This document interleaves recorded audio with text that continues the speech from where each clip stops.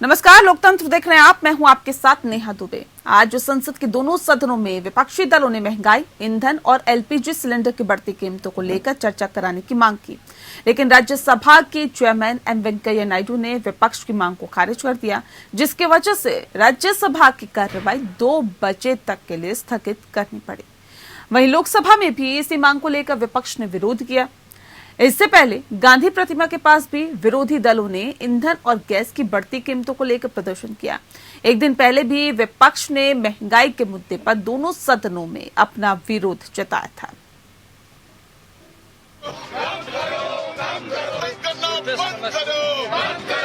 अब विपक्ष के पास संसद के बाहर ध्यान में डूबी गांधी प्रतिमा को ही अपना दुखड़ा सुनाने के अलावा कोई चारा नहीं बचा है। कांग्रेस समेत विपक्षी दलों ने संसद की कार्रवाई शुरू होने से पहले एलपीजी गैस सिलेंडर, पेट्रोल और डीजल की कीमतों में वृद्धि को लेकर संसद की गांधी प्रतिमा के पास विरोध प्रदर्शन किया। राज्यसभा में विपक्ष के नेता मल्लिकार्जुन खड़गे ने कहा, चुनाव के बाद पेट्रोल, डीजल और सिलेंडर की कीमतों में बढ़ोतरी होनी ही थी, क्योंकि चुनाव को लेकर इसे रोका गया था। खड़गे ने कहा कि चुनाव खत्म होने के बाद कीमतें बढ़ा दी गई है। हम ये चाहते हैं जो ये मोदी सरकार 5 राज्यों के चुनाव होने के बाद ये डीजल, पेट्रोल, गैस और केरोसिन से लेकर बढ़ोतरी करेगी। ये राहुल गांधी जी ने भी पहले ही ट्वीट किया था, तब वो लोग मजाक उड़ाए थे, लेकिन ये आज सच हो रहा है। वहीं राज्यसभा में बजट सत्र की कार्रवाई शुरू होते ही टीएमसी, शिवसेना और कांग्रेस ने ईंधन की बड़ी कीमतों को लेकर चर्चा की मांग की थी। राज्यसभा के चेयरमैन वेंकैया नायडू ने विपक्षी सदस्यों की मांग को खारिज कर दिया था। इसी वजह से राज्यसभा में हंगामा हुआ।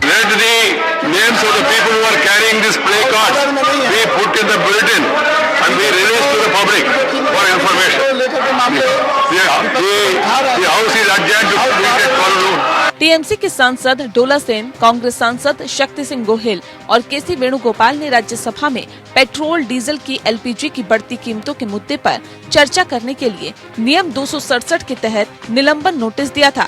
महंगाई को लेकर विपक्षी दलों के हंगामे के बीच राज्यसभा की कार्रवाई दोपहर 2 बजे तक के लिए स्थगित कर दी गई।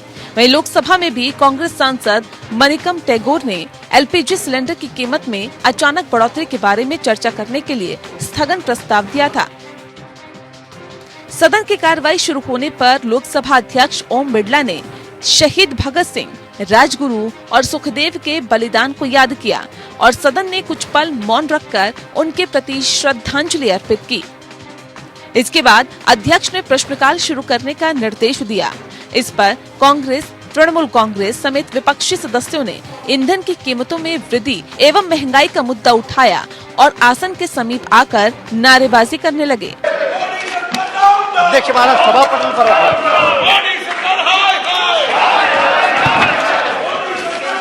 लोकसभा अध्यक्ष ने हालांकि शोर शराबे के बीच ही प्रश्नकाल चलाया।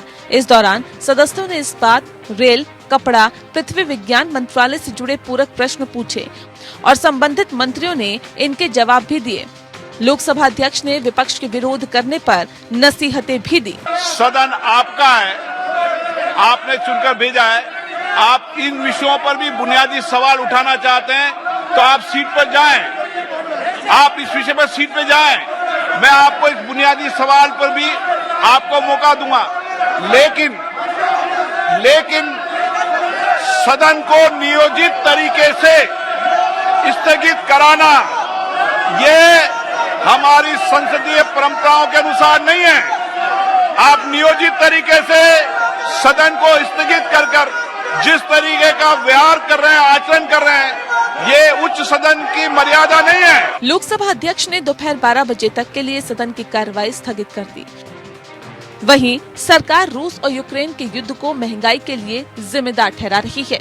जिस तरह से पूरी दुनिया का बाजार बेहाल हुआ है, जिस तरह से पूरी दुनिया इससे प्रभावित हुई है, भारत प्रभावित न हो ये असंभव चीज है।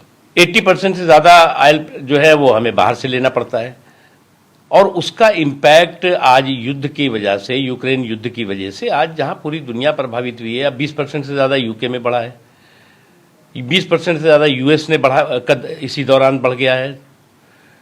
जर्मनी का बढ़ा है, और भी जितने भी देश हैं सब प्रभावित हुए हैं। यहाँ पर 1% से भी कम जो है वो इसका प्रभाव अभी पड़ने दिया गया है। लेकिन विपक्ष सरकार के रवैये से संतुष्ट नहीं है। इस मुद्दे पर कांग्रेस और टीएमसी साथ खड़े नजर आए।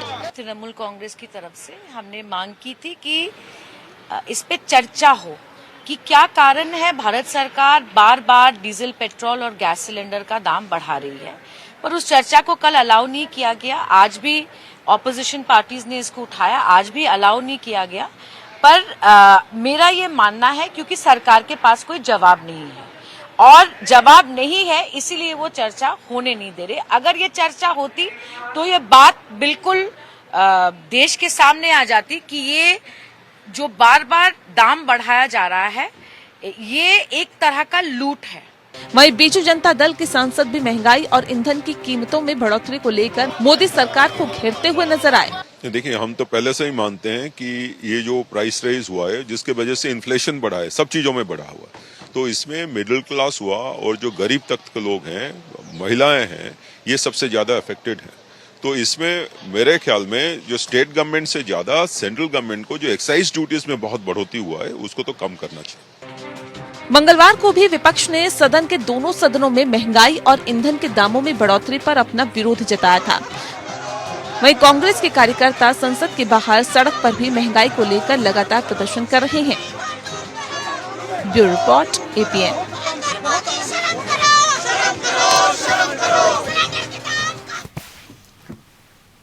और चलिए आज इस विषय पे हम तफसील से चर्चा करेंगे। खास मेहमान हमारे साथ मौजूद हैं जिनसे आपका परिचय करा देते हैं। महेश वर्मा जी हमारे साथ है, स्पोक पर्सन है बीजेपी के। अजय उपाध्याय जी हमारे साथ है, स्पोक पर्सन है कांग्रेस के। प्रोफेसर अरुण कुमार जी हमारे साथ है, इकोनॉमिस्ट हैं। और साथ ही साथ प्रोफेसर लक्ष्मण यादव जी हमारे साथ है, पॉलिटिकल एनालिस्ट। आप सभी का बहुत स्वागत है। सबसे पहला सवाल मेरा सीधा सा महेश वर्मा जी आपसे है। सर, चर्चा कराने की मांग विपक्ष कर रहा है, क्यों चर्चा नहीं होती? सर, महंगाई तो ऐसा विषय है जो कि हर किसी को इफेक्ट करता है, हर किसी को प्रभावित करता है। सर, चर्चा कराने की मांग की जा रही है, फिर भी चर्चा नहीं करवाई जाती है। चर्चा कराने से किसको डर है? चर्चा तो वो डरते हैं जिनके पास चर्चा कराने की कुव्वत ना हो। हमारे पास तो कुव्वत भी है, हम कहने के लिए भी तैयार हैं। हम तो दिन को दिन और रात को रात कहने के लिए तैयार है। लेकिन सवाल है कि सामने समझने वाला व्यक्ति तो हो। चर्चा कैसे होती है? सर, जब चर्चा होगी तो सामने वाला समझेगा भी। आप विपक्ष को समझ रहे हैं क्या? कहीं नहीं भाग रही है। सरकार ये कह रही है कि साहब, हम जो तेल की कीमत, जिस कीमत पे हम तेल बेच रहे हैं इस दुनिया में, उस कीमत पे दुनिया में कहीं भी तेल नहीं बेचा जा रहा है। ना तेल इस तरह से मुहैया कराया जा रहा है। आप इराक युद्ध हुआ, आप देखिए तब तक क्या हुआ था। तब नेहाजी इस देश में कितनी बड़ी किल्लत हो गई थी। तब किस तरह से हम लोग त्राहीमान घूम रहे थे। तब हमने गेहूं के बदले में पेट्रोलियम लेने का जो काम कांग्रेस ने शुरू किया, और उसमें भी किस तरह से घोटाले हुए।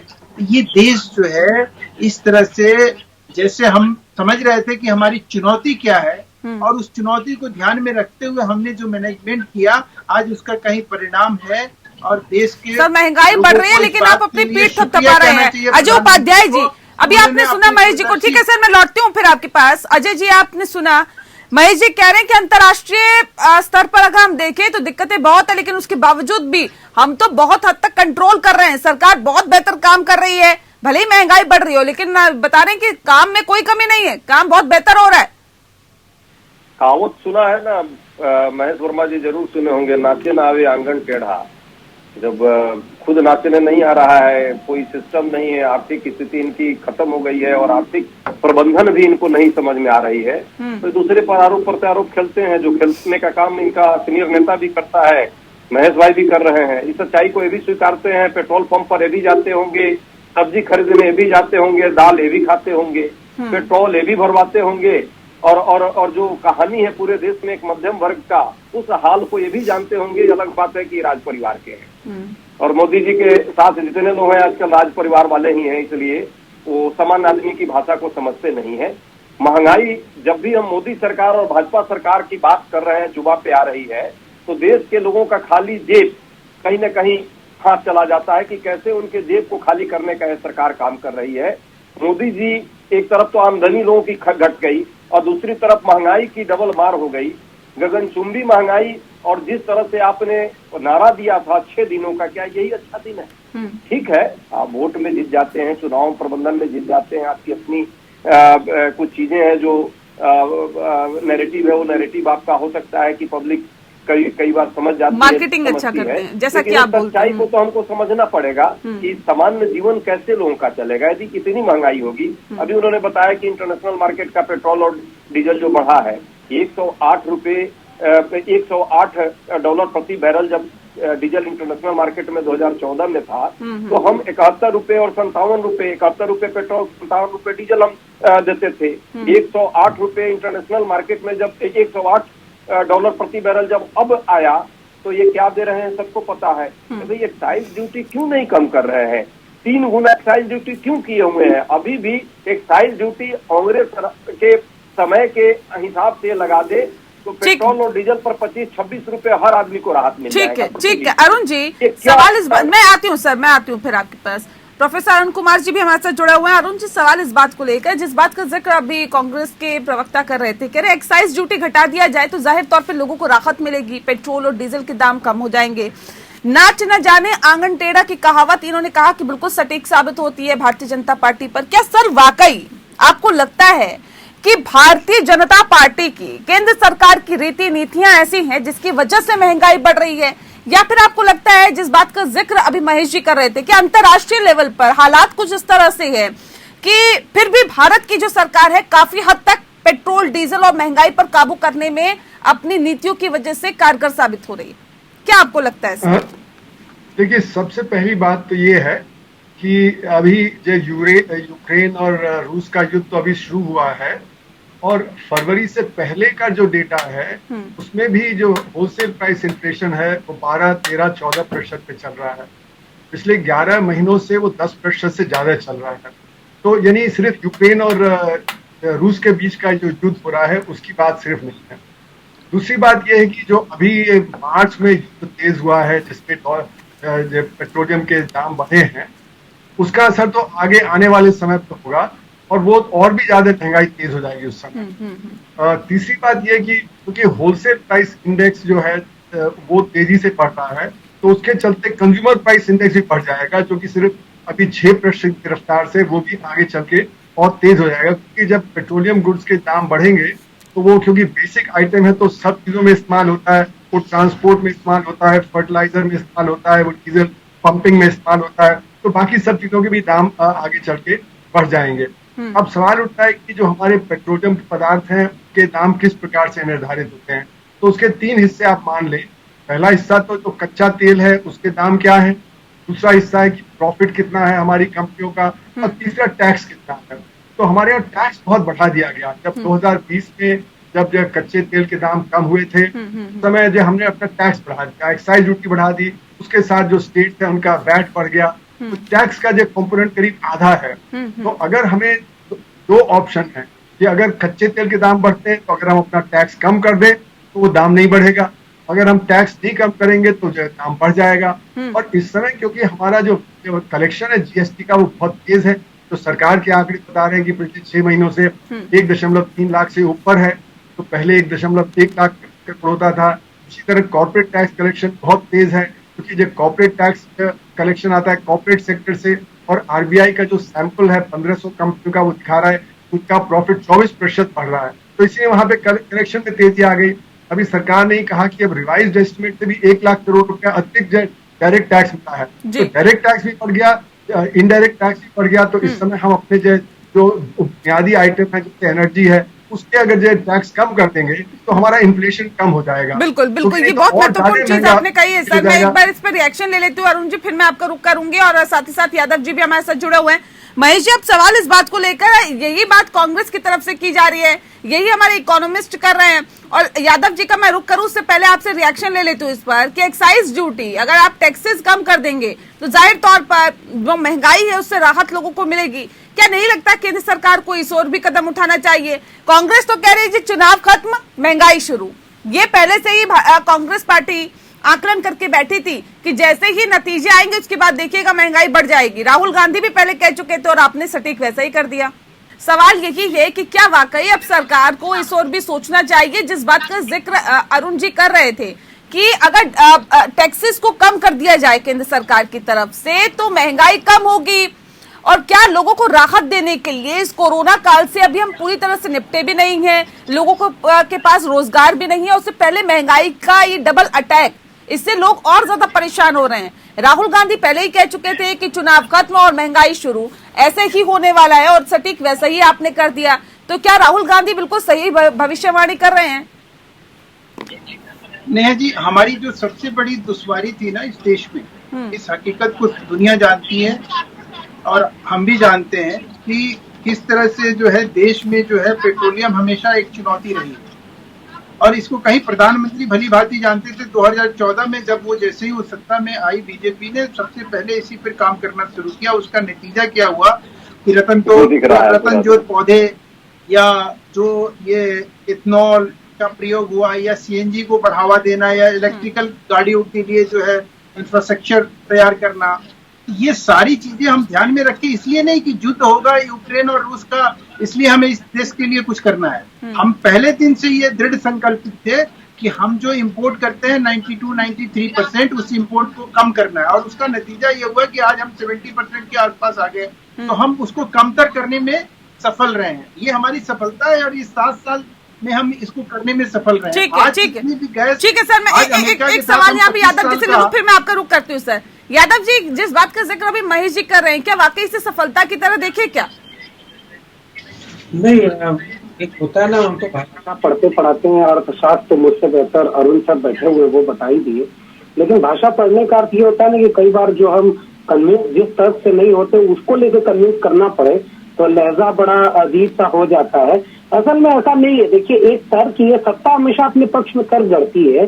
सवाल इस बात का है कि क्या जो महंगाई है या अर्थव्यवस्था की गिरती हुई हालत थी वो कोविड के पहले भी थी, लेकिन कोविड आने के बाद आपदा में अवसर बना करके लगातार ये कहा गया कि बेरोजगारी के बढ़ने का कारण कोविड है, अर्थव्यवस्था के गिरने का कारण कोविड है। वैसे ही अब ये महंगाई के साथ भी हो रहा है, जबकि यूक्रेन युद्ध के अलावा जो तर्क है, जैसे सीएनजी की बात इन्होंने कही, आज से अगर 11 महीने पहले चले जाएं तो 42 रुपए दिल्ली में सीएनजी मिल रही थी, इस समय तो वो 60 रुपए दिल्ली में हो गई। तो जो वैकल्पिक ऊर्जा के स्रोत ये सृजित कर रहे हैं वो अभी तो उस महंगाई और गिरती हुई अर्थव्यवस्था के शिकार हो रहे हैं।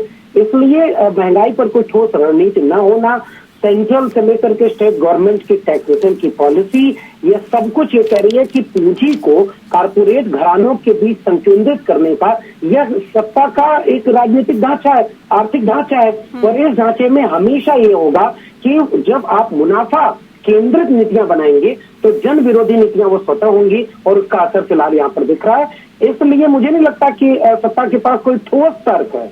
ये इस बात को प्रमाणित कर रहा है कि ठोस तर्क क्या है उसका भी हम जिक्र करेंगे। महेश जी, अब सवाल ये भी है कि जिस बात का जिक्र अभी ब्रेक पे जाने से पहले यादव जी कर रहे थे, यादव जी कह रहे हैं कि पूंजी जो है वो कॉर्पोरेट घरानों को देने की कोशिशें यहाँ पर की जा रही सरकार की तरफ से, जो नीतियां रीतियां है वो भी यही बताती है। क्या वाकई अब सिर्फ पूंजीपतियों की ही कहीं ना कहीं उनको ही फायदा पहुंचाने की यहाँ पर कोशिशें की जा रही है? ये बात तो विपक्षी पार्टियों की तरफ से भी की जाती है, यही बात किसान भी कर रहे थे कि आम जनता से कोई सरोकार नहीं है। यहाँ पर अगर सिर्फ और सिर्फ फायदा पहुंचाया जाता है तो पूंजीपति घरानों को पहुंचाया जाता है, बड़े घरानों को पहुंचाया जाता है। सर 50 रुपए एलपीजी सिलेंडर पर बढ़ा दिए जाते हैं, तो इसका मतलब आप समझते हैं कि आम लोगों को कितने इससे दिक्कतें हो रही होगी, कितनी तकलीफ हो रही होगी। उज्ज्वला योजना के तहत आप लोगों ने सिलेंडर तो बांट दिए, लेकिन उसे रिफिल कैसे करवाएं और कब कैसे करवाएं और कौन करवाएगा? सर एक बड़ी समस्या है ये। अजय जी, ये एक बड़ी समस्या है। क्या लगता नहीं है कि सरकार का इस ओर भी ध्यान जाना चाहिए कि योजनाएं तो आप चला देते हैं, लेकिन उन योजनाओं का लोगों को फायदा मिल रहा है? अगर नहीं मिल रहा है तो कैसे मिलेगा? 50 रुपए अगर एलपीजी सिलेंडर पर आप बढ़ा देते हैं तो इसके जो मायने हैं वो बहुत ज्यादा है, और इसके जो इफेक्ट है वो भी बहुत ज्यादा पड़ते हैं लोगों पर। ना जी, सही कहा आपने। एक मध्यम वर्गीय परिवार के लिए सोचिए जरा कि 1000 रुपए के पार यदि उसका गैस सिलेंडर हो जाएगा, कहने के लिए उज्ज्वला योजना पर कई बार भाषण और कई बार वोट आपने ले लिए, और उस उज्ज्वला योजना का जो सही परिप्रेक्ष्य है, रिफिलिंग के लिए यदि किसी के पास पैसे नहीं होंगे तो कैसे उसका लाभ लेगा? तो इस तरह से ये सरकार सिर्फ और सिर्फ वादे कर रही है, झूठे प्रचार कर रही है, विज्ञापन दे रही है और सच्चाई से हमेशा आंख मूंदने का काम करती है। बार बार दुहाई तो रोशनी की देती है और दीपक को बुझाने का काम कर रही है लोगों के जीवन का। जीवन का दीपक कब जलेगा? जब लोगों को रोजगार मिलेगा और महंगाई कम होगी। आज जो आलम है, जब सुबह आप उठिए और चाय का एक प्याला लीजिए, चाय का दाम जो हमारे समय में लगभग 130 से 140 रुपए प्रति किलो था, वो आज 400 से 500 रुपए किलो हो गया है। जब आप गैस पर बनाने का प्रयास कीजिए, गैस 1000 से पार हो गया। खाना बनाने चलिए तो खाने का तेल 200 से पार हो गया, दाल 200 से पार हो गया। बताइए ना, ये क्या सामान्य आदमी कैसे? ये एक तरफ आमदनी आपने कम कर दी है, बड़े बड़े पूंजीपतियों का रोज आमदनी बढ़ रहा है, प्रतिरोज बिल्कुल काम भी हो तो एक बार के लिए इस महंगाई को सहा जा सकता है।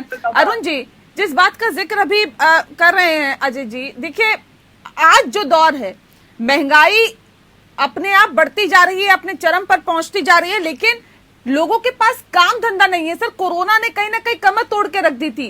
क्या हम उस दौर से आगे बढ़ पाए हैं? क्या हम उससे निपट पाए हैं? क्या जो बेरोजगारी कोरोना ने दी थी, क्या उससे उभरने की कोशिश हम लोगों ने की है और कहां तक हम कामयाब उसमें हुए हैं? लोगों को रोजगार अभी तक कितना मिला है? क्योंकि अगर रोजगार लोगों के पास होगा, काम धंधा होगा, कमाई होगी, तो जाहिर तौर पे महंगाई से भी निपटा जा सकता है। रोजगार मिला है क्या इस कोरोना से निपटने के बाद लोगों को? देखिए, जब लॉकडाउन था तो उसका मतलब था कि काम पे लोग नहीं जा पा रहे थे, और खासकर जो हमारा असंगठित क्षेत्र है, जहाँ पे 94% लोग काम करते हैं, वहाँ पे सबसे बुरा असर पड़ा। वहीं पे आमदनी भी कम है। और जो अभी प्राइस का सर्वे आया था बजट के समय पे, तो उसने बताया कि जो निचला 60% तबका है हमारे देश का, उनकी आमदनी गिर गई। एक तरफ आमदनी गिर गई, दूसरी तरफ क्योंकि जो डिमांड नहीं थी, तो इसलिए हमारा जो प्रोडक्शन कम हो गया, उससे रोजगार कम हो गया। और जो हमारा संगठित क्षेत्र है, वहां पे भी कैपेसिटी यूटिलाइजेशन आरबीआई के आंकड़े बताते हैं कि 70 से कम है। यानी कि संगठित क्षेत्र पे भी इन्वेस्टमेंट उतना नहीं हो रहा। अब संगठित क्षेत्र के भी दो हिस्से थे। एक तो हमारे जो कॉन्ट्रैक्ट सर्विसेज थे, जैसे टूरिज्म, ट्रेड, ट्रैवल वगैरह, जहाँ पे ये गिरावट बहुत ज्यादा थी। और दूसरा था जैसे फार्मा सेक्टर है, टेलीकॉम सेक्टर है, जहाँ पे की बढ़त थी, टेक्नोलॉजी सेक्टर में बढ़त थी। लेकिन कुल मिला के नौकरियां कम हो गई। और हमारे यहाँ देश में होता क्या है, कोई महंगाई नौकरी अगर आपके पास नहीं है तो कोई भत्ता नहीं मिलता है, तो इसलिए आपको कुछ ना कुछ तो करना ही होता है। तो इसलिए हमारे जो अनएम्प्लॉयमेंट के आंकड़े हैं, तो सही अनएम्प्लॉयमेंट नहीं दिखाते, क्योंकि आपको फिर जो रिक्शा चलाना, ठेला चलाना, सिर पे बोझा ढोना, कुछ तो करना पड़ेगा घर को चलाने के लिए। और रूरल एम्प्लॉयमेंट गारंटी स्कीम में भी जो 100 दिन का काम मिलना चाहिए था परिवार में, वो 100 दिन का काम नहीं मिल रहा था। आरबीआई के आंकड़े बता रहे हैं कि 50 दिन का भी काम नहीं मिल रहा था। तो इससे सब तरफ से आमदनी भी कम हो गई, आपका जो रोजगार भी कम हो गया। जो आदमी है, जो गरीब आदमी है, उसकी जेब में पैसा कम हुआ। और फिर जब महंगाई, तो दोहरी मार पड़ी। मिडिल क्लास पे भी असर पड़ा, क्योंकि बहुत सारे संगठित क्षेत्र के जो नौकरियां हैं वो भी खत्म हो गई, खासकर यूथ में।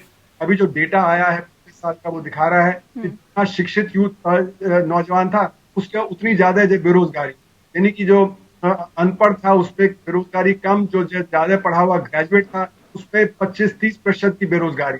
यानी कुल मिला के जो अभी हमें दिख रहा है चारों तरफ, जो यूथ है वो बहुत परेशान है, वो हताश है, निराश।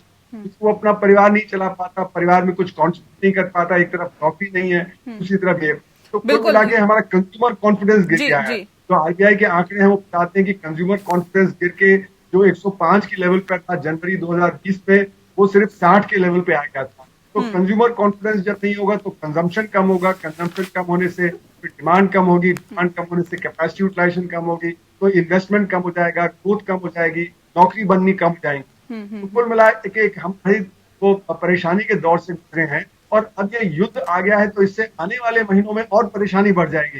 अभी तो जो परेशानी दिख रही है वो उसके पहले की है, और अभी जो ये और, इसलिए हमें पूरी तैयारी करके रखनी पड़ेगी कि अभी से दाम जो न बढ़े।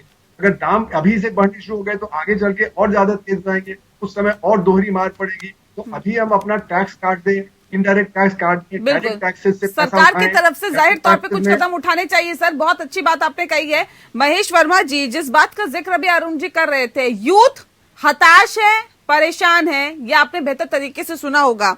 आप लोग कहते हैं कि अच्छे दिन आएंगे या अच्छे दिन ले आएंगे हम। सर, यही है कि अच्छे दिनों की डेफिनेशन, जहां लोगों को रोजगार नहीं मिल पा रहा है, महंगाई अपने चरम पर है, उज्ज्वला योजना की आप बात करें, तमाम योजनाएं आप चला देते हैं सर, उसका क्या नतीजा है? चुनाव से पहले सिलेंडर बांट दिए गए, उज्ज्वला पार्ट 2 की शुरुआत कर दी गई, 50 रुपए चुनाव खत्म होते ही बढ़ा दी गई। ये क्या तरीका है सर? ये समझना चाहेंगे दरअसल, मुझे लगता है मेरे दर्शक भी समझना चाहेंगे कि क्या ये एक रणनीति के जरिए ही इस तरह की चीजें की जा रही है? सर कहां जाए यूथ जो एक अच्छे दिनों के सपने संजोए हुए था सर? ये अरुण जी की बातों से मुझे ये झलक रहा है, ये आज की बात कर रहे हैं और ये आज की बात उस अतीत से जोड़ने की कोशिश नहीं कर रहे हैं। जो अतीत में गलतियां हुई, जिन गलतियों के वजह से आज ये हमारी चुनौतियां खड़ी हुई है, उसको समझने की जरूरत है। आप हमसे एक्सपेक्ट ये कर रहे हैं कि आप एक 7 साल के बच्चे का, जो 7 साल का भी हुआ है, उससे आप ये समझ रहे हैं कि वो 70 साल का जो व्यक्ति अनुभव लिया हुआ है वैसा काम करके दे दी। ये संभव नहीं है। ये देश जो है 135 सपने तो कुछ करोड़ ऐसे ही दिखाए गए थे सर, अपेक्षा सबकी या तो है। फिर यही कहा जाता कि जी ऐसे हालात में हमें देश मिला है कि हमें इसको बेहतर करने में वक्त लगेगा। सपने तो ये दिखाए गए थे कि जैसे ही सत्ता परिवर्तन होगा अच्छे दिन की शुरुआत हो जाएगी। अगर ये बेहतरी नहीं है, नहीं, अगर इसको बेहतरी हम नहीं मानते हैं कि गांव-गांव, शहर-शहर जो है सड़क हो गया। देश में राष्ट्रीय शिक्षा नीति एक ऐसी लाई गई जो इस देश में 75 साल से मैकाले कानून जो था, जिसके तहत हम शिक्षा अभी तक पा रहे थे, दे रहे थे, ले रहे थे। इस देश में भ्रष्ट तरीके से सब चीजों को पढ़ाया जाता था, समझाया जाता था, उसी तरह से लोगों को तैयार किया जाता था। शिक्षा मिलने के बाद भी लोग बेरोजगार घूम रहे होते थे। आज अगर ये प्रयास हो रहे हैं, आज घरों में कहीं बहनों को सिलेंडर मिल रहा है, आज इज्जत घर के रूप में शौचालय मिल रहा है। जाएगा, बहनों को सिलेंडर तो मिल गया, लेकिन उसे भरवाया कैसे जाएगा ये बताइए ना। मैडम, भरने का भी काम होगा, ऐसा थोड़ी है कि भरने का काम नहीं हो रहा है। भरने का जिनको फिर उन चाहिए, बहनों को, 1000 रुपए का उन माताओं को अगर चूल्हे पे ही रोटियां सेकनी होगी तो फायदा क्या है? गलत, ये दुष्प्रचार है नेहा जी, कि 1000 रुपए का सिलेंडर उनको दिया जा रहा है जिनको स्वच्छता योजना की, उज्ज्वला योजना के तहत दिया जा रहा है। ये बिल्कुल दुष्प्रचार है। उनको बिल्कुल इस तरह से, उनको बहुत सब्सिडी पे, उनको अभी भी सब्सिडी पे ये चीजें उपलब्ध है। चौथी बात आप सुन लीजिए कि इस देश में ये इन्होंने कहा, हमारे अर्थशास्त्री महोदय ने, कि भाई जुआ जो है बड़ा हताश और निराश है। मैं आपसे ये पूछना चाह रहा हूँ कि आज जुआओं को लेकर जो अपॉर्चुनिटी है हमारे देश में, क्या इससे पहले कभी थी? अपॉर्चुनिटी बताइए। अच्छा बताइए सर, बताइए सर, मैं भी पॉइंट नोट कर लूं सर। दिया है वो यूपीए सरकार में, एक भी चीज को अगर ये उंगली पे गिना दे कि हाँ ये वो सरकार में हो रही थी, इस सरकार में वो नहीं हो रही है। मुझे देखिए, कंस्ट्रक्टिव बात मुझे समझ में आती है, डिस्ट्रक्टिव बात मुझे समझ में नहीं आती है। देश है, देशवासी बचे रहेंगे। आप देश के लिए, आप जब समस्या की बात करते हैं तो उसके समाधान में भी 2-4 बातों को कैसी बात कर रहे हैं? देश तो सर इतने सालों से था, पहले देश नहीं था क्या? कैसी बात? मुझे पॉइंट्स आप बताइए सर, क्योंकि आपने नहीं एक चीज बहुत अच्छी कही आपने कहा कि आज जो अपॉर्चुनिटी है वो पहले नहीं थी। सोचा जाता था, हर रोज की कमाई, हर रोज का टारगेट फिक्स होता था कि कितने डॉलर जो है, आज 10 लाख डॉलर जाने, आज 50 लाख डॉलर जाने। इस देश में क्या नहीं हुआ? जमीन आसमान सब कुछ बेच दिया गया नेहा जी। और यही मीडिया जो है, सर ये बेचने के आरोप तो आप लोगों पे लगता है। हमारी वजह से नहीं हुआ, सुप्रीम कोर्ट के ऑर्डर पे ये सब हुआ। इस देश में जेल और बेल पे कौन है? मैं उस पे आऊंगी सर। देखिए, युवाओं की बात कर रही हूँ, महंगाई की मैं बात कर रही हूँ, बेचने खरीदने की मैं बात नहीं कर रही। महेश जी, एक बार फिर से रुक करती हूँ आपका। आपने कहा कि आज यूथ के पास जो अपॉर्चुनिटी है इससे पहले कभी नहीं रही। सर मुझे बता दीजिए सर, गिनवा दीजिए एक बार, मैं अभी नोट करना चाहती हूँ उसको। ऐसी कौन कौन सी अपॉर्चुनिटी आज यूथ के पास है जो पहले नहीं थी? क्या ऐसा अलग हो गया? आज आप ये देखिए कि उसके पास जो है साक्षरता बढ़ी है, ड्रॉप आउट कम हुआ है, बच्चों में जो एक अवेयरनेस है टेक्नोलॉजी वाइज, वो कहीं ज्यादा इस समय सक्षम और सामर्थ्य हैं। आज आप देखिए कि उनको हम कहीं ना कहीं इस कोरोना काल में ऑनलाइन एजुकेशन का आप कभी सोच सकते थे इस देश में? आज आप उनके लिए कभी इस तरह से सोच सकते थे कि उनको कहीं स्टार्टअप मिलेगा? उनको कहीं ऐसा आप सोच सकते थे कि हमारे इतने अच्छे बिजनेसमैन हो जाएंगे? आज आप देश के जो है कम से कम 1 लाख ऐसे बिजनेसमैन होंगे जिनकी उम्र 25 से 30 है और जिनकी संख्या 100 करोड़ से ऊपर की है। 100 करोड़ से ऊपर के क्लब में हैं। आप ऐसे हम आपके चैनल पे बैठे हैं, मुझे मालूम नहीं था कि आज आपके ये सवाल आएंगे, लेकिन मुझे जितना याद है मैं वो आपको बता रहा हूँ। ठीक है। सवाल है कि ये निराशा और हताशा का दौर है या ये खुशहाली का दौर है। इसको खुशहाली नहीं कहेंगे तो और क्या कहें? ठीक है, मैं अरुण जी का भी रुख करूंगी। अजय पांडे जी, उससे पहले मैं एक अजय जी से सवाल ले लेती हूँ। अजय जी, जिस हालात में आप देश को छोड़ के गए थे, अभी महेश जी कह रहे हैं हमने तो बहुत बेहतर कर दिया और 7 साल में हमारे पास कोई ऐसी जादू की झड़ी नहीं है जिससे कि हम घुमाएंगे और बहुत सब कुछ बेहतर हो जाएगा। अच्छे दिन आ गए हैं, अच्छे दिन चल रहे हैं और अच्छे दिन चलेंगे। ठीक है, मैं ये मनमोहन सिंह जी का हो सकता है।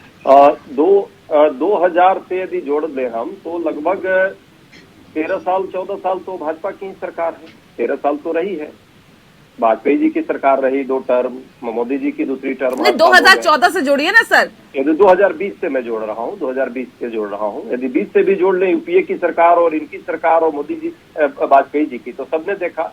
अभी प्रोफेसर अरुण कुमार जी बड़ा सम्मानीय है, रियल में भारत के एक तरह से वो आर्थिक जगत के पुरोधा माने जाएंगे, जिस तरह का उनका आर्थिक ज्ञान है। 20 से 24 साल की आयु वर्ग के ग्रेजुएट जो है आज 63% बेरोजगार है। उन्होंने भी कहा था कि इस आयु वर्ग के पढ़े लिखे नौजवानों की सबसे ज्यादा दुर्दशा है। ये मोदी सरकार की देन है। जहां तक बात शिक्षा के बारे में की कि युवाओं को क्या इस सरकार ने दिया है, तो केंद्रीय विद्यालयों की मैं जरा स्वीकृत पद की बात करता हूँ। आईआईटी में 18,905 स्वीकृत पद है और खाली पद आज के डेट में लगभग 6,333 पद खाली है। एनआईटी की बात कर ले तो 8,856 पद स्वीकृत है और 3876 पद खाली हैं।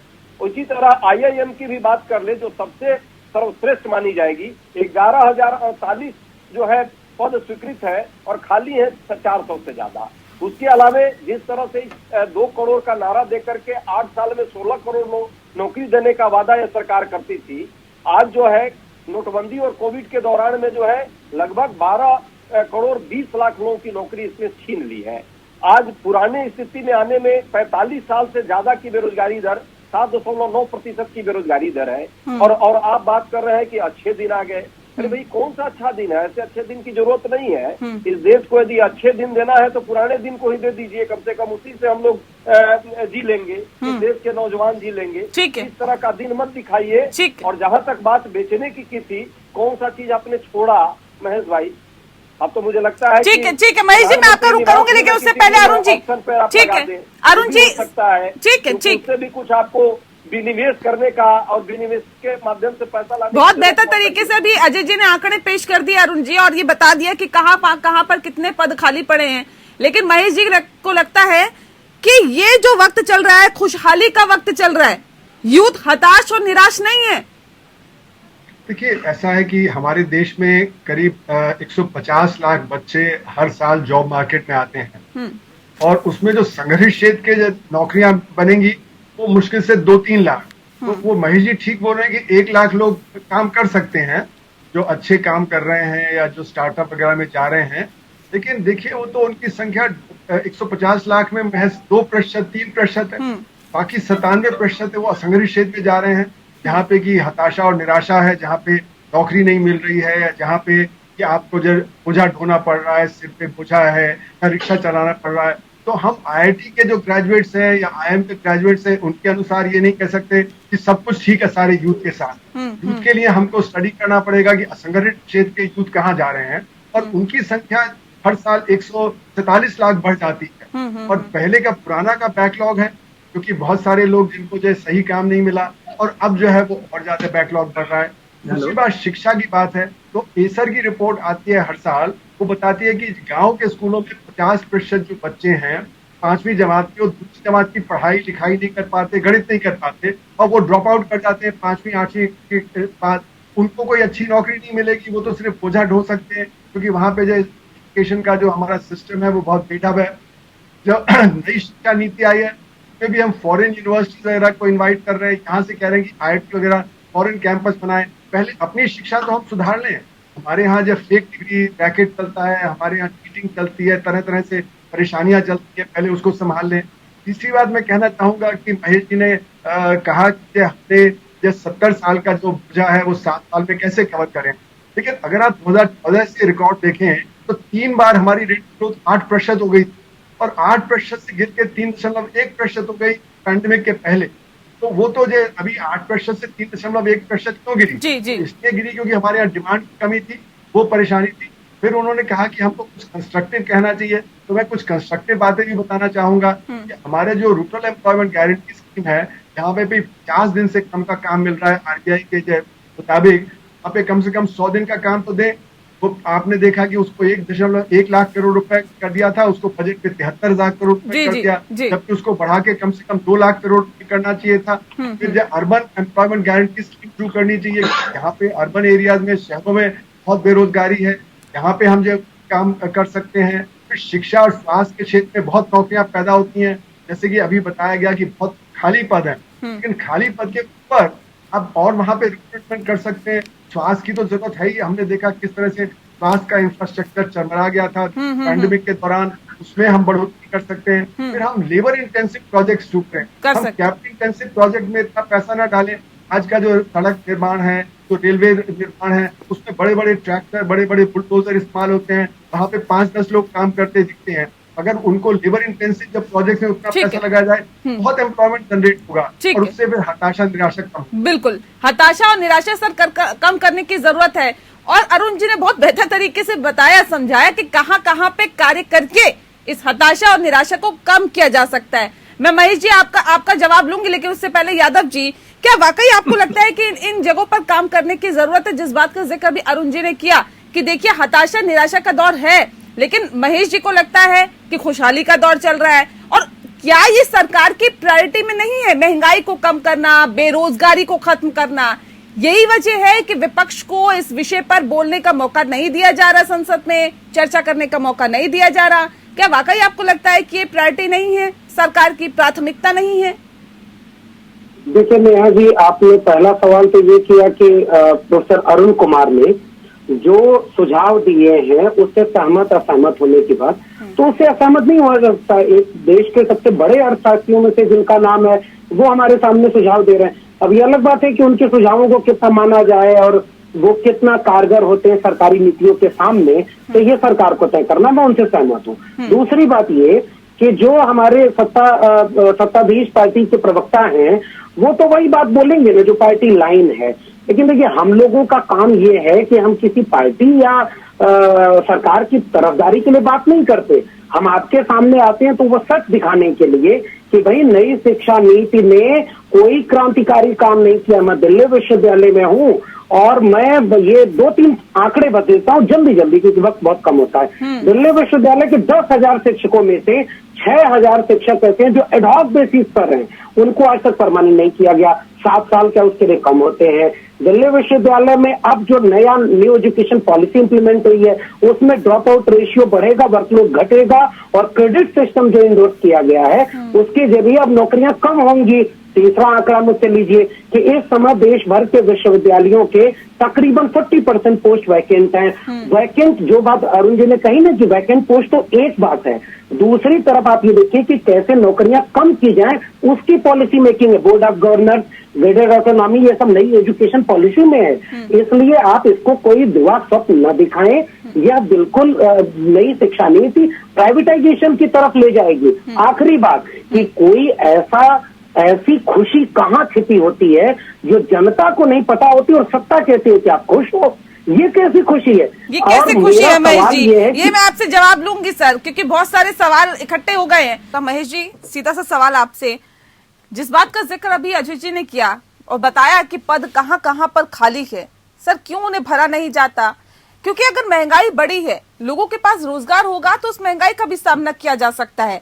आप कह रहे हैं मजबूरी है, या सरकार की तरफ से कहा जाता है कि देखिए जो हालात है वो कुछ ऐसे हैं, हम तो फिर भी कंट्रोल कर रहे हैं, लेकिन वैश्विक स्तर पर हालात खराब है, इसलिए उसका इफेक्ट यहाँ पर पड़ रहा है। दूसरी बात, जिस बात का जिक्र अभी अरुण सर ने किया, उन्होंने कहा कि कहाँ कहाँ पर सरकार को काम करना चाहिए, कहाँ कहाँ पर काम किया जा सकता है जिससे कि हालात और बेहतर हो। जिस बात का जिक्र आप कहते हैं कि अच्छे दिन आएंगे, वो अच्छे दिन आ सकते हैं, अभी अच्छे दिन नहीं है। आप भले ही इसे खुशहाली कहें, लेकिन यहाँ हताश और निराशा वाली बात की जा रही है। तीसरी बात, कर्मचारियों को परमानेंट नहीं किया जा रहा, जिस बात का जिक्र अभी यादव जी कर रहे थे।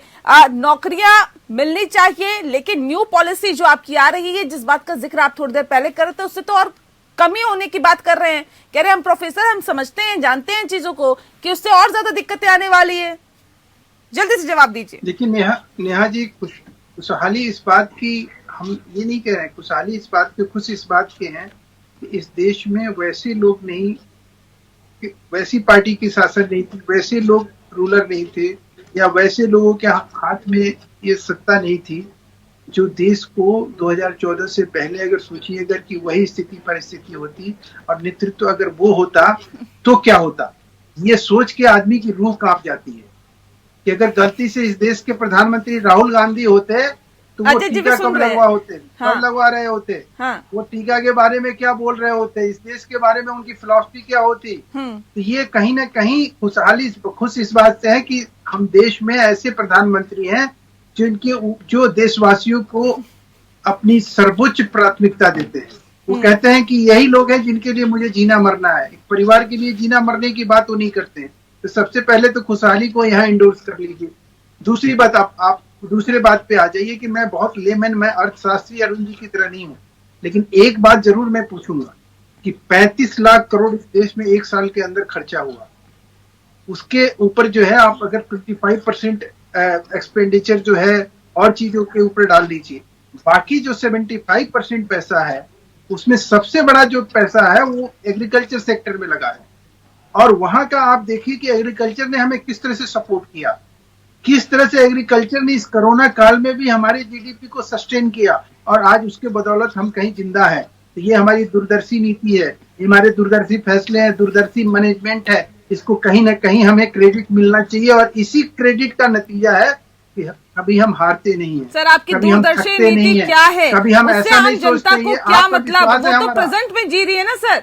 आपकी दूरदर्शी नीति जो है वो तो बाद में कारगर साबित होगी या नहीं होगी, वो तो बाद में पता होगी ना। नहीं सर, ये बताइए, ये जो 50 रुपए एलपीजी सिलेंडर पर बढ़ा दिए, ये जो हर रोज पैसे बढ़ रहे हैं पेट्रोल, इससे क्या होगा सर? इससे तो आम जनता पर फर्क पड़ रहा है ना। होगा, आप मुझे बताइए, 27 लाख करोड़ रुपया जो है उस सेक्टर में खर्चा हो, कुछ नहीं होगा। कमाल की बात है इस देश में। मैंने आपसे पूछा, अगर डिफेंस में, अभी डिफेंस से सारी चीजें इंपोर्ट की जाती थी, उसमें हमने ये कर दिया कि भाई हमने 100, 200, 250 MU किया है कि जो भी आदमी हथियार देना चाहता है वो हमारे यहाँ फैक्ट्री लगाए, और वो फैक्ट्री लगनी शुरू हो गई, वहाँ रोजगार सृजन हो रहा है। अगर दिखाई नहीं दे रहा है तो हम उस चीज को दिखाने के लिए, दिखावे के लिए ऐसा काम नहीं करेंगे, क्योंकि हमें मालूम है कि जनता को फायदा मिल रहा है और जनता हमें वोट दे रही है और हमें कह रही है भैया तुम ही रहोगे, दूसरा कोई आदमी नहीं आएगा, चौकीदारी तुम्हारी परफेक्ट है, बाकी तो सब लुटेरे हैं, आएंगे, खाए पिएंगे, मौज लेंगे। सत्ता इनके लिए साधन है, सत्ता हमारे लिए सेवा है। ठीक है अजय जी, आपने सुन लिया, कह रहे हैं हम तो बेहतर काम कर रहे हैं, इसलिए लोग कहते हैं आएंगे तो मोदी जी, आएंगे तो योगी जी, और आ भी रहे हैं। हाँ, सच कह रही हैं आप। आएंगे तो मोदी जी का जो नारा है और आएंगे तो योगी जी का नारा है, इस चुनाव में निश्चित तौर पे उनको बहुमत मिली है, लेकिन बहुमत का मतलब ये नहीं है कि महंगाई कम हो गई है। क्या सीएनजी का 75% महंगाई बढ़ी है सीएनजी पे कि नहीं? सीएनजी जो घर में गैस जाती है 54% उसकी महंगाई बढ़ी है कि नहीं? यात्री भाड़ा जो है, जो रेलवे सबसे कोर है लोगों के, उसी लोगों के जाने आने के लिए, वो 343% बढ़ी है कि नहीं? 2 रुपए की जो प्लेटफॉर्म टिकट थी वो 30 रुपए हो गई है इस सरकार के द्वारा कि नहीं? ये सब खाने पीने के सामान आप देखिए, क्या उसकी महंगाई नहीं बढ़ी है? अब खुशहाली इंडेक्स की बात कर रहे हैं तो ये तो पूरे इंटरनेशनल फोरम पर है कि इस सरकार का जनता की जेब से ही तो सर पैसा निकाला जा रहा है। ठीक है, इसको, इससे निपटने के लिए हम क्या करें, ये सरकार क्या करे, इस पे बात करते हैं। छोटी सी बात मैं पूछना चाहूंगा। हाँ ठीक है, रखिए जल्दी से रखिए, मैं कार्यक्रम के आखिरी पर आऊंगा और अरुण जी का रुख करना है मुझे, जल्दी से। हम लूटते थे इनके अनुसार, हम खाते थे इनके अनुसार, एक आदमी को आज तक के पकड़ के अंदर नहीं कर पाए, इनकी हालत ये है। और हमारे समय में, जैसा कि अभी सम्मानीय अर्थशास्त्री ने कहा, 8% की जीडीपी थी, जिसके कारण देश के संपत्ति को बेचने का काम जरूरत नहीं पड़ी। आज देश की संपत्ति बेच करके और उसको लूट हाई में महंगाई की वर्ड भी नहीं बोले। महंगाई उस समय क्या थी 2014 से पहले उसको भी निकाल। सर महंगाई को ये तो मुद्दा बना के आप लोग सत्ता में आए थे महेश जी। बिल्कुल, और हम तो कह रहे हैं महंगाई पे और महंगाई पे आज भी हम 1,000 करोड़ रुपए बिल्कुल पारदर्शी तरीके से बात करने के लिए तैयार थे कि हम कहाँ थे और क्या क्षमता है और किस तरह से हमने चीजों को मैनेज किया। अगर इस तरह का ठीक है मैं कार्यक्रम के आखिरी पड़ाव में हूँ, एक सेकंड रुक जाइए। अरुण जी सवाल ये है, अब क्या कदम उठाना चाहिए सरकार की तरफ से कि इस बढ़ती महंगाई से लोगों को राहत मिल सके, ऐसी नीतियां हो, ऐसे कदम उठाए जाए जिससे कि बढ़ती महंगाई से कम लोगों को राहत मिले। देखिए बेरोजगारी अपने चरम पर है जिसका जिक्र हम कार्यक्रम में कर चुके हैं, लेकिन अब क्या कदम उठाए सरकार की तरफ से? देखिए सबसे पहला कदम तो यह है कि इनडायरेक्ट टैक्सेस को कम करना चाहिए, डायरेक्ट टैक्सेस को बढ़ा देना चाहिए, क्योंकि डायरेक्ट टैक्सेस इन्फ्लेशनरी नहीं होते हैं। और खासकर जब इस समय स्टॉक मार्केट में वेल्थ करीब दुगनी हो गई है पिछले 2 सालों में, तो जो अमीर है वो अति अमीर हो गया है, इसीलिए बिलियनर्स की संख्या बढ़ गई है। और आप देखें कॉर्पोरेट सेक्टर में जो प्रॉफिट बेतहाशा बढ़ा है, तो वहां से आप टैक्स उठाएं और इनडायरेक्ट टैक्सेस कम कर दें। खासकर जो बुनियादी आइटम है जैसे फ्यूल वगैरह है उस पे आप कम कर दें, वहां पे जो आप टैक्स लेते हैं उससे असर पड़ेगा। और ये बहुत जरूरी है क्योंकि आने वाले समय में महंगाई और तेज होगी, क्योंकि अब ग्लोबल फैक्टर्स आ जाएंगे। यूक्रेन में जो युद्ध चल रहा है उसकी वजह से बहुत सारी चीजों के दाम बढ़ेंगे, वो चाहे खाद्यान्न पदार्थ हैं, वो फर्टिलाइजर है, वो मेटल्स हैं, वो जो आपके चिप्स हैं, इन सब के दाम बढ़ने वाले हैं। सिचुएशन और बिगड़ जाएगी, इसलिए आज ही उसके लिए तरफ कदम उठाने चाहिए। दूसरी तरफ नौकरियां और पैदा होने, अगर नौकरियां और पैदा होंगी तो लोगों के हाथ में पैसा आएगा, जब लोगों के हाथ में पैसा आएगा तो इतना बुरा असर नहीं पड़ेगा जो महंगाई का है। तो ये 2 काम बहुत जरूरी हैं, इन पे तरफ हमें अक्सर बिल्कुल, तो ये काम बहुत जरूरी है जिस बात का जिक्र अभी अरुण जी ने किया, और ये कदम जाहिर तौर पे उठाने की कोशिश सरकार की तरफ से की जानी चाहिए। ज्यादा से ज्यादा नौकरियां दी जानी चाहिए और महंगाई आने वाले वक्त में बढ़ेगी, लिहाजा कुछ ऐसे कदम उठाए जाए जिससे कि इस पर नियंत्रण पाया जा सके, लोगों को कुछ हद तक राहत मिले। बहरहाल बहुत शुक्रिया आप सभी मेहमानों का हमारे साथ इस खास चर्चा में शामिल होने के लिए। लोकतंत्र में इतना ही, नमस्कार।